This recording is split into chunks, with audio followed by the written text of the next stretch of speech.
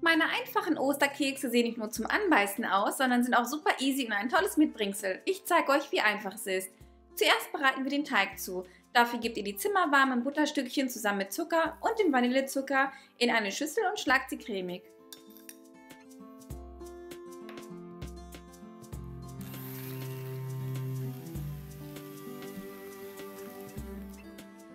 Dann kommt das Ei hinzu und ich schlage alles noch einmal kurz auf, damit sich alles gut vermischt.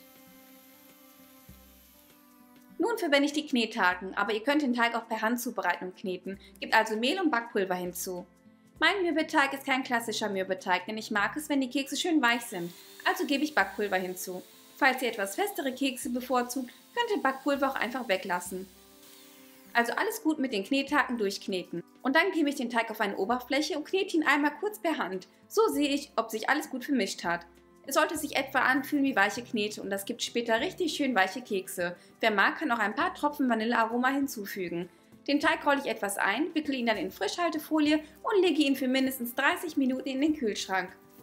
Das macht die weiche Butter wieder etwas härter und somit lässt sich der Teig später besser ausrollen und die Kekse auch einfacher ausstechen. Ihr könnt ihn aber auch mehrere Stunden im Kühlschrank lassen. Den Ofen heize ich jetzt schon auf 180 Grad Ober- und Unterhitze vor. Nach ca. 30 Minuten hole ich den Teig aus dem Kühlfach heraus und gebe etwas Mehl auf die Arbeitsfläche und auf dem Teig. Mit einem Nudelholz rolle ich ihn dann etwa einen halben Zentimeter dick aus. Für die kleinen Eiausstecher habe ich einen Keksausstecher, der etwa 5 x 4 cm groß ist und einen größeren mit 7 x 5 cm. Und daraus bekomme ich ca. 30 gemischte große und kleine Kekse. Ich drücke den Keksausstecher gut auf den Teig und bewege ihn minimal nach links und rechts und löse ihn dann vorsichtig. Ihr könnt den Keksausstecher auch vorher in Mehl tauchen, dann löst er sich einfacher vom Teig. Die Kekse gebe ich dann auf ein mit Backpapier ausgelegtes Blech und dann kommen sie auch schon für ca. 15 Minuten in den vorgeheizten Backofen. Die Zeit hängt natürlich von der Dicke und auch von der Größe eurer Kekse ab. Wenn ihr euch nicht sicher seid, ob die Kekse durch sind, hier ein kleiner Tipp von mir. Wenn die Ränder leicht braun werden und der Keks eine goldbraune Farbe bekommt, dann sind sie fertig. Jetzt die Kekse herausnehmen und vollständig auskühlen lassen.